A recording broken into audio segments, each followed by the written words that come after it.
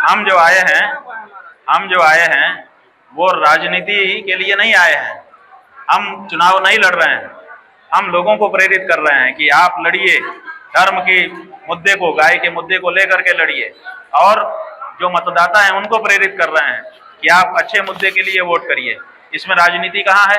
अच्छा, हम धार्मिक व्यक्ति हैं तो हमारा ये कर्तव्य नहीं है कि हमारी जो प्रजा है, धार्मिक प्रजा, उसके माथे पे पाप चढ़ा है तो हम उसके पाप को उतारें, उसको पाप से मुक्त करें। तो हम तो धर्म का कार्य कर रहे हैं, राजनीति इसमें कहाँ? आपको नहीं लगता कि इससे जो शंकराचार्य की परंपरा की महत्ता की परंपरा उस पर कुछ सवाल? नहीं नहीं, इसमें कुछ सवाल नहीं है। शंकराचार्य का काम क्या है? मठ में रह करके आराम करना, कि अगर गाय नष्ट हो रही है तो उसको बचाने के लिए जाना। अगर भारतीय धर्म पे, संस्कृति पे, सभ्यता पे, हमारी प्रजा पे कहीं आंच आ रही है तो जाकर के मोर्चा लेना, यही तो शंकराचार्य का काम है। वो हम कर रहे हैं। हम पे क्यों आक्षेप आएगा? आक्षेप तो लगाने वाले कुछ भी लगा सकते हैं, लेकिन उनके आक्षेप में बल होना चाहिए। अब जैसे आपके प्रदेश के पूर्व मुख्यमंत्री हैं जीतनराम जी, वो कह रहे हैं ये गंदा आदमी है, तो ठीक है, उन्होंने कह दिया, लेकिन गंदा कैसे है ये तो नहीं बता पाए ना वो। हमारी गंदगी क्या है ये भी तो बताना चाहिए था, लेकिन वो नहीं बता सके, केवल शब्द बोल दिए। तो केवल शब्दों का मूल्य नहीं होता, जब तक उसके पीछे कोई अर्थ ना हो, गहरा अर्थ ना हो, तब तक उसका तात्पर्य नहीं होता। बिहार में लोगों के इंतजार है, सबसे बड़ा मुद्दा क्या नजर आ रहा है आपको? इस मुद्दे पर आप देखिए, सबसे बड़ा मुद्दा हमारी पहचान का और हमारे सम्मान का है। हम हिंदू हैं, हमारी पहचान ही खो गई है और हमारा सम्मान भी खो गया है। जो लोग 20 करोड़ हैं देश में, उनकी हर बात सुनी जा रही है, और जो लोग 90 करोड़ हैं उनकी कोई बात ही नहीं सुनी जा रही है। तो हम बहुत अपमानित महसूस कर रहे हैं आज की राजनीति के सामने।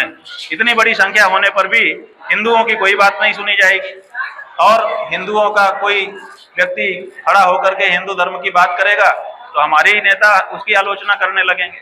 तो ये जो हमारा असम्मान हो रहा है हिंदू जाति का, हिंदू समाज का, वो हमारे लिए चिंता का विषय है। जहाँ तक रोटी की बात है, वो तो हम कमा के खा लेंगे, हम खैरात में खाने वाले लोग ही नहीं है। जहाँ तक हमारी समस्या है तो समस्याओं भी हम जूझ लेंगे, लेकिन हमारे सम्मान पे जो चोट है, इसलिए हिंदू स्वाभिमान ही हमारा सबसे बड़ा मुद्दा है। हिंदू सम्मान ही हमारा सबसे बड़ा मुद्दा है, और हमारे प्रतीकों की पहचान ही हमारा सबसे बड़ा मुद्दा है। हमारा क्या आखिरी सवाल है, जीतनराम मांझी जी के बयान का आपने जिक्र किया, उन्हीं के जो शंकराचार्य है वो भी आपके शंकराचार्य नहीं मानते? ठीक है, वो नहीं मानते हैं, लेकिन बाकी के 3 तो मान रहे हैं। हम लोग 4 हैं, 4 शंकराचार्य हैं ना। तो 4 शंकराचार्य में, जैसे सुप्रीम कोर्ट में आप जाते हो तो वहां पर 3, 5, 7, 9 जजों की बेंच बैठती है। तो उस बेंच में बहुमत का जो फैसला होता है वो मान्य हो जाता है, और जो डिसेंट फैसला लिखते हैं, विरुद्ध फैसला लिखते हैं, अगर उनकी संख्या कम होती है तो वो अमान्य हो जाता है। तो ऐसे 4 में से 1 का प्रश्न ही था, 3 बचे थे, 3 में से 2 ने हमको मान्यता दे दी, तो 1 की बात का कोई मूल्य नहीं था। तो वो निर्णय तो हो गया। रोज रोज थोड़े निर्णय होता है, जिस समय प्रसन्न होता है उसी समय निर्णय होता है, और जहाँ पर कई लोगों का मत होता है वहां बहुमत का निर्णय मान्य हो जाता है। तो वो बहुमत का निर्णय हो चुका है, इसलिए अब ये इतिहास हो गया कि 2 लोगों ने समर्थन किया था, 1 ने नहीं किया था। लेकिन वो हम शंकराचार्य नहीं है ये नहीं कह, हम नहीं मानते इतना ही कह सकते हैं। हम नहीं है ऐसा वो नहीं कह सकते। क्यों? क्योंकि 2 ने हमको मान्यता दी हुई है, 1 से ज्यादा 2 होते हैं। गौ मतदाता संकल्प यात्रा है, ये हमको मजबूर होकर के करनी पड़ रही है, क्योंकि देश की कोई पार्टी, कोई नेता गौ माता की रक्षा के पक्ष में खड़ा होता दिखाई नहीं दे रहा है। सभी पार्टियां गौ माता के प्रश्न पर शांत हैं। कोई अपने को गौ भक्त बताती भी हैं तो वो भी गाय का कार्य करते हुए दिखाई नहीं दे रही हैं। ऐसे में अब एकमात्र मतदाता ही है जो इस बारे में कोई निर्णायक कदम उठा सकता है।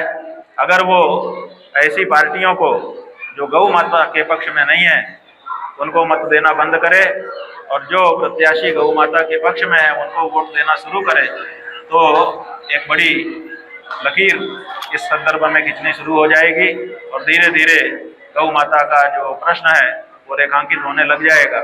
और इसके लिए बिहार के सभी विधानसभा क्षेत्रों में लोगों को गौ मतदाता बनने का संकल्प कराना और वहाँ किसी न किसी को प्रत्याशी के रूप में खड़े होकर के गाय के लिए वोट डलवाना और चुनाव हो जाने के बाद उसकी गिनती करवा करके ये दिखाना कि इतने वोट गाय के हैं, ये बहुत ज़रूरी हो गया था। इसीलिए ये यात्रा हम कर रहे हैं। इस संदर्भ में हमने समय समय पर अपनी बातें कही हैं, आज आपके सामने हैं।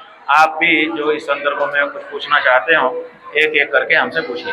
हो जाएगा तो उस प्रतीक के पीछे जो वस्तु है वो भी नष्ट हो जाएगी। इसलिए भारत का झंडा कहीं फाड़ दिया जाता है तो उसको भारत का अपमान हम लोग समझते हैं।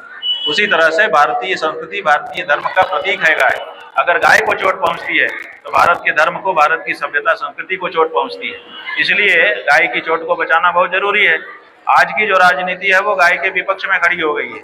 आप देखिए 2013 में बिहार में 6,80,000 शुद्ध देशी नस्ल की गाय इंटरनेट में जो पशुपालन विभाग की रिपोर्ट है उसमें दर्ज है, और अब 2019 में 1,1500 रह गई।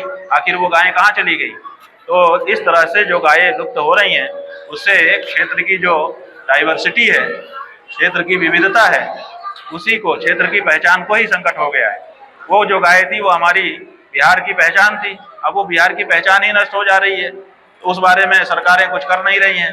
तो ऐसे में जो क्षेत्र की पहचान है उसकी रक्षा करने के लिए किसी न किसी को तो आगे आना होगा। तो हम आगे आ रहे हैं और सनातन धर्मियों को जगा रहे हैं, और धीरे धीरे लोग जाग जाएंगे, क्योंकि जो बात हम कह रहे हैं वो लोगों के खून से जुड़ी हुई है। इसलिए इसको खड़ा होने, शंकराचार्य जी की जो परंपरा है वो सनातन धर्म के रक्षण की परंपरा है। शंकराचार्य तो 2500 साल पहले हुए थे, लेकिन ये परंपरा, गुरु परंपरा सृष्टि के आदि से चली आ रही है। इसलिए आदि गुरु भगवान नारायण माने जाते हैं, बीच में शंकराचार्य हैं, और आज के शंकराचार्य उनका प्रतिनिधित्व करते हैं। सनातन धर्म में जब जब कोई समस्या आती है उसको दूर करने के लिए शंकराचार्य निकलते हैं, और निकल करके भारत भ्रमण करते हुए सनातन धर्म की समस्याओं को दूर करते हैं। तो एक बार वो समय आया, इसीलिए इस समय हम निकले हुए हैं। हमारी जो परंपरा रही है वो यही रही है, उसी की पूर्ति करने के लिए हम निकले हैं। जहाँ तक आपने प्रश्न किया राजनीति और धर्म के गठजोड़ को, तो हम आपको बताना चाहते हैं कि राजनीति अलग वस्तु है, धर्म अलग वस्तु है। दोनों के कार्य करने का तरीका अलग है। राजनीति का तरीका ये है कि पहले हमको सत्ता दो, जब सत्ता प्राप्त करके हम शक्तिमान हो जाएंगे तब हम लोग कल्याण कार्य करेंगे।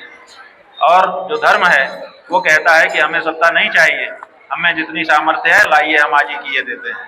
तो लोक कल्याण के लिए वो बिना शक्ति प्राप्त किए, जितनी शक्ति है उतने से ही उन्मुख हो जाते हैं।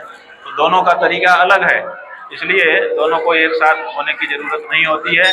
जहाँ एक साथ है समझ लो कि दोनों में कुछ न कुछ गड़बड़ी है।